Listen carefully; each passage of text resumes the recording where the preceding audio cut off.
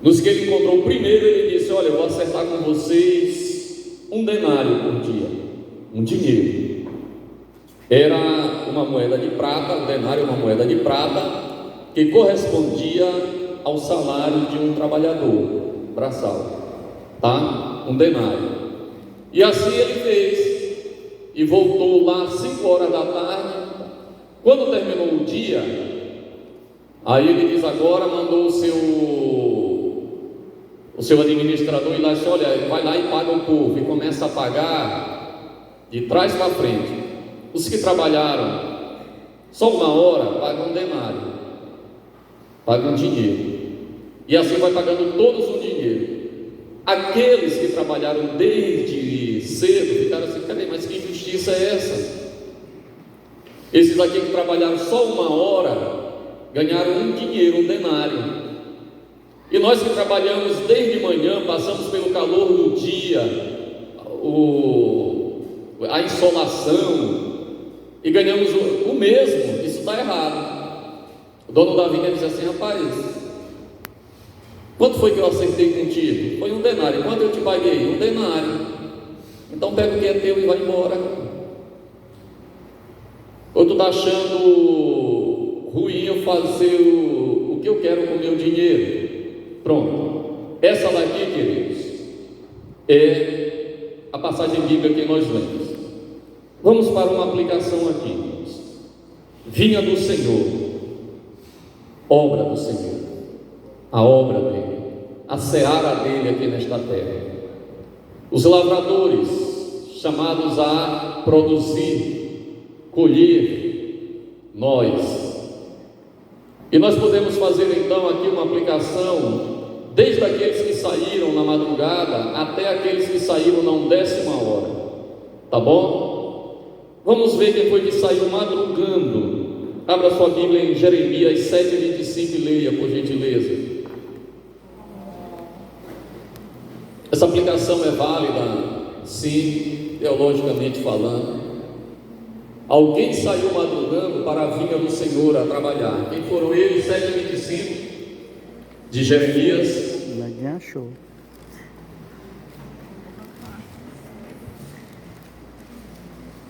Quem achou mesmo?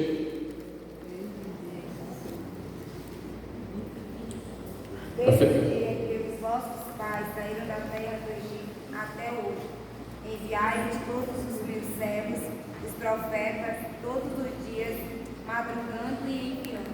Madrugando e enviando. Quem foi enviado primeiro, queridos, por Deus?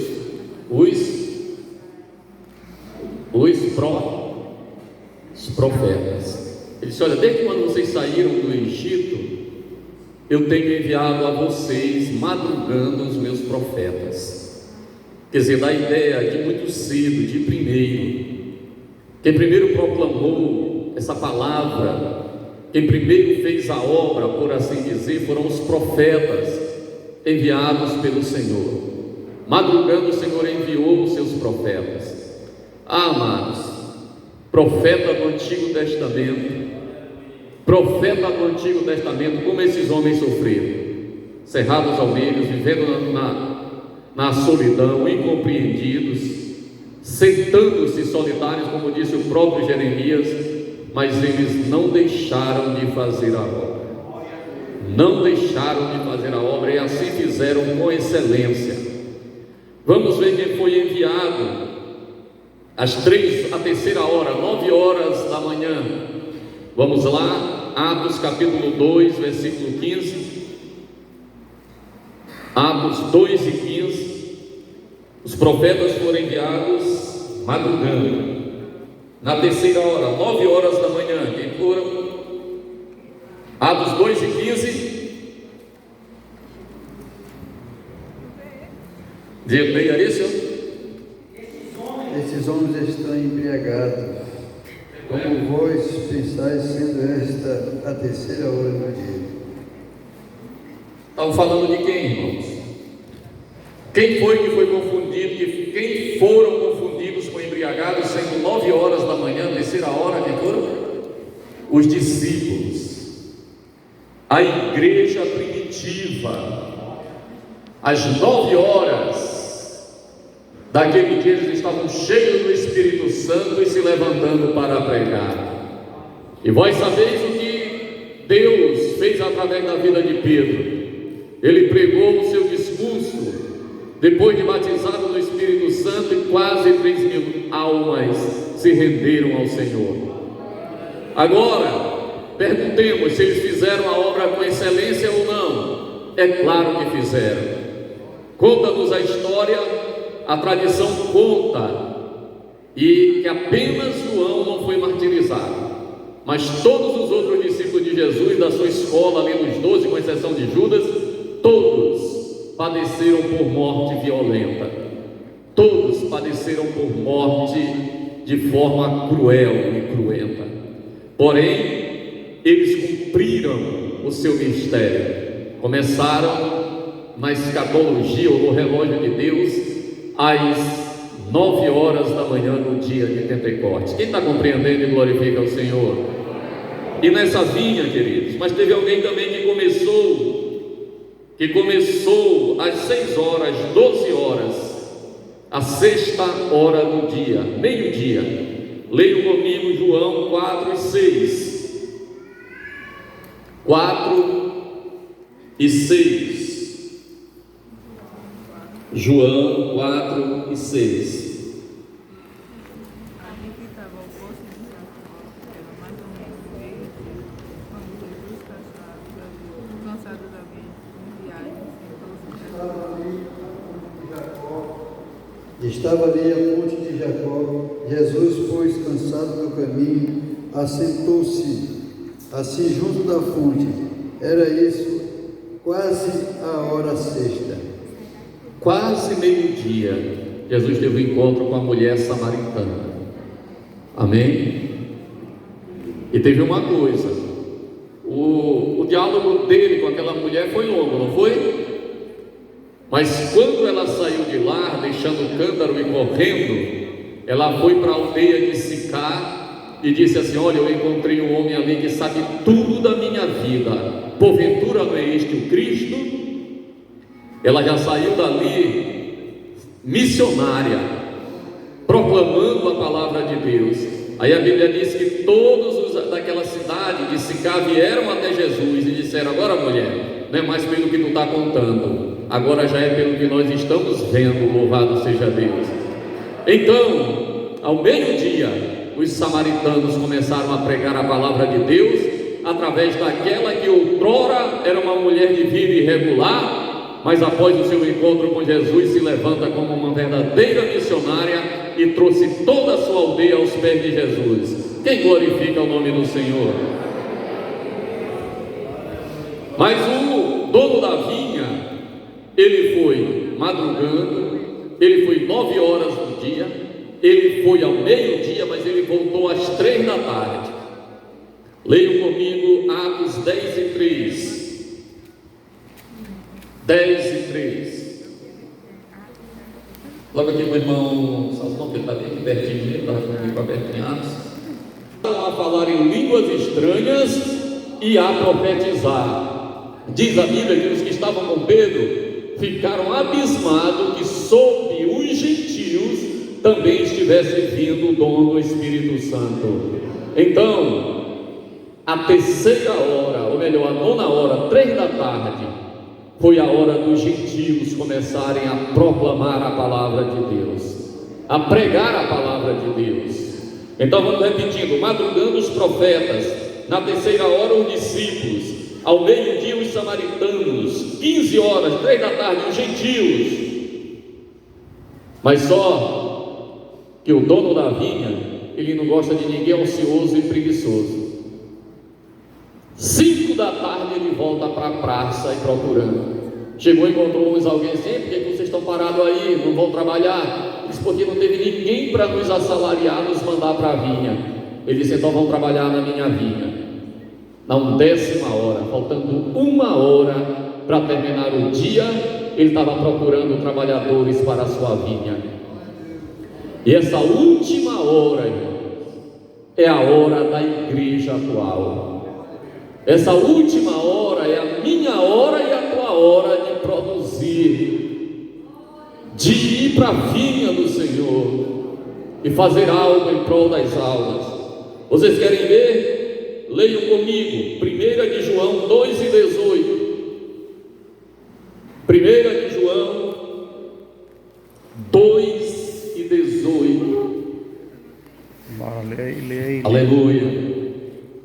1 de João 2:18, irmão Samuel. Isso. Filhinhos, já é a última hora, e como viste que vem o anticristo, também agora muitos se têm feito anticristo, por onde conhecemos que já é a última hora. Saíram de nós, mas não eram de nós, porque se fosse de nós, ficaria.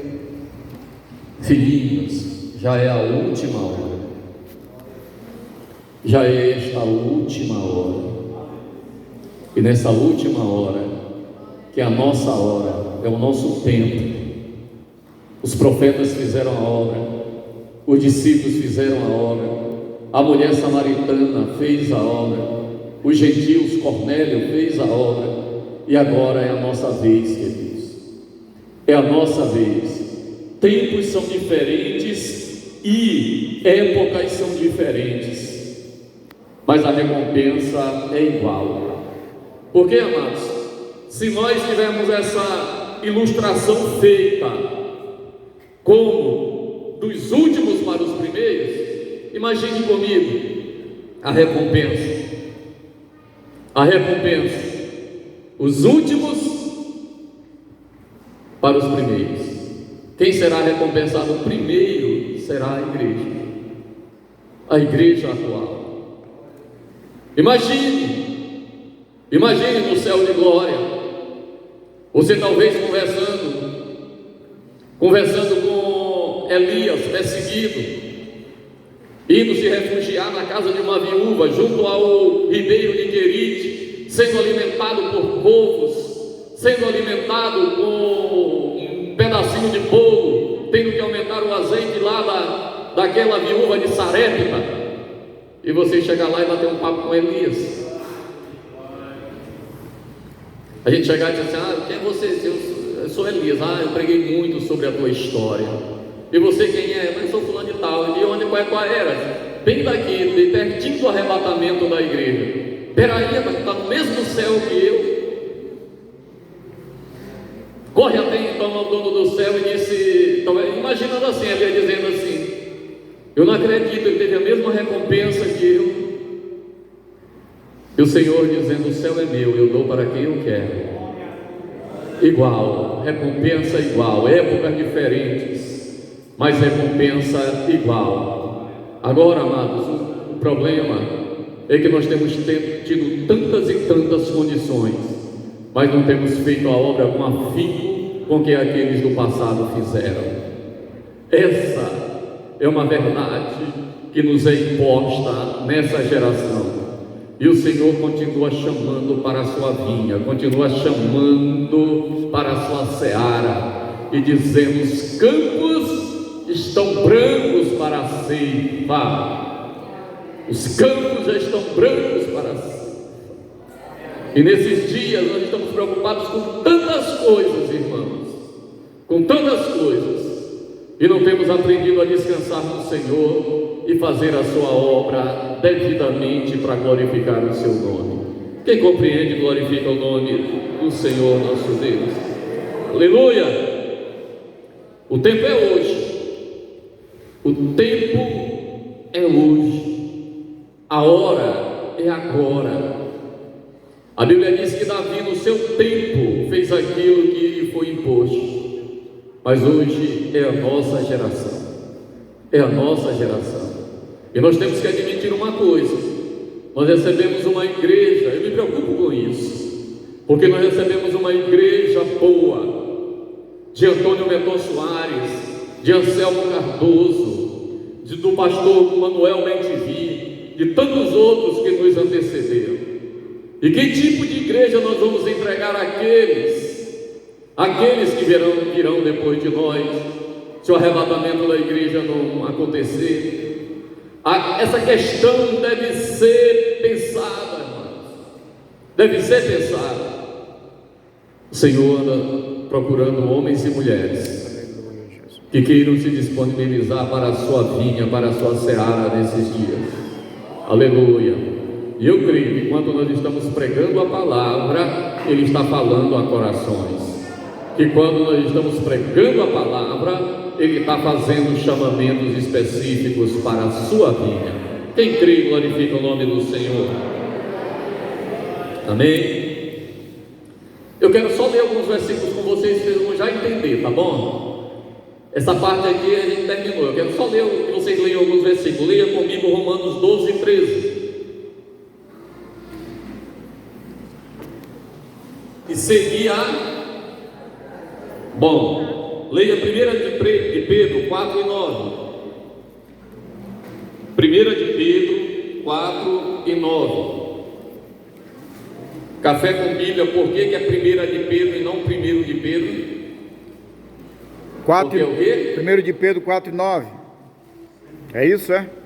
1 de Pedro 4 e 9. Deixa que eu vou ler. Sendo hospitaleiro um para com os outros, sem murmuração.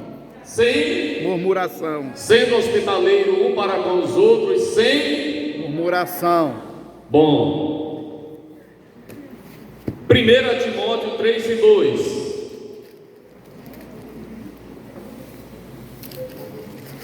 Cadê tu, Timóteo? Parece. 1 Timóteo 3 e 2. Os crentes já entenderam quem está falando, né? Seguir a hospitalidade, ser hospitaleiro com todos, sem murmuração. Uma outra versão diz sem reclamação. Isso aqui é para pastores, essa daqui, de 1 Timóteo 3 e 2. Diz como? Convém, pois, que o bispo seja irrepreensível. Bispo seja o que? Irrepreensível. Marido de uma mulher. Vigilante. Sóbrio. Honesto. Hospitaleiro. Hospitaleiro. Bispo, pastor. Ele tem que ser hospitaleiro também. E apto para ensinar. Mas tem também em 1 Timóteo 5 e 10, já está bem pertinho aí, Pedro. Isso aí diz as mulheres. E como é que as mulheres devem ser? As mulheres devem ser como? Essas aí devem ser mais ainda. 5 e 10. Tendo testemunho de boas obras. De boas obras, mulheres. E o que mais? Se criou os filhos, se exercitou. 5 e 10. Pois é. Tendo testemunho de boas obras, sim. Se criou os filhos, se exercitou hospitalidade, sim. Se levantou hospitalidade, Peraí, isso, eu sou mesmo. Tem hospitalidade, tem que aparecer. Se levou os pés aos santos e se socorreu os aflitos e isso. Se praticou toda boa obra. Se a mulher está sendo hospitaleira também. Mas para encerrar, eu quero ler, que vocês leiam para mim Hebreus 13 e 2. Hebreus 13 e 2. Como é que diz aí Hebreus 13 e 2? Não os esqueçais da hospitalidade, porque por ela alguns, não sabendo, hospedaram anjos. Por quê? Hospedaram anjos. Sem saber, né, hospedaram anjos. Quem que hospedou anjo? Nós, eles. Abraão, ele não sabia que era um anjo que estava na casa dele. Mas quando chegaram lá as três, né? Ele sendo crente, ele sabia que era de Deus, né, irmão? Ele não sabia que eram anjos. Ele sendo crente, ele hospedou os anjos que vieram para trazer a renovação da promessa e destruir Sodoma e Gomorra. Mas por fim, Romanos 16 e 23. 16 e 23 aos Romanos. Se para formar uma doutrina precisa de pelo menos 2 ou 3 versículos, né? Aí nós estamos lendo dentro dos 7, né? Romanos 16 e 23. Diz como aí Romanos 16 e 23? Um jovem ou uma jovem? É uma jovem agora. Que está fazendo um café com Bíblia. Para ler aí Romanos 16 e 23. Quem achou? Vai ler. Vai alto. Saudai-vos, Gai, meu hospedeiro e toda a igreja. Saudai-vos, Saudai-vos a Gaio, meu hospedeiro, e de toda a igreja. Sabe por que eu estou lendo esses versículos aqui, irmãos? Porque a igreja desaprendeu a hospedar. E hospedar é um mandamento bíblico. Não é ideia do pastor Henrique, não, viu? Não é ideia do pastor Henrique. Hospedar e hospedar bem. Eu não estou falando de hospedar com banquetes, com coisa de hospedar, ser hospitaleiro, sem murmuração. É disso que nós estamos falando. E se você for ver biblicamente o que está dizendo aqui, é que Deus te abençoa quando você hospeda um servo dele. É que Deus te abençoa quando você abençoa uma serva.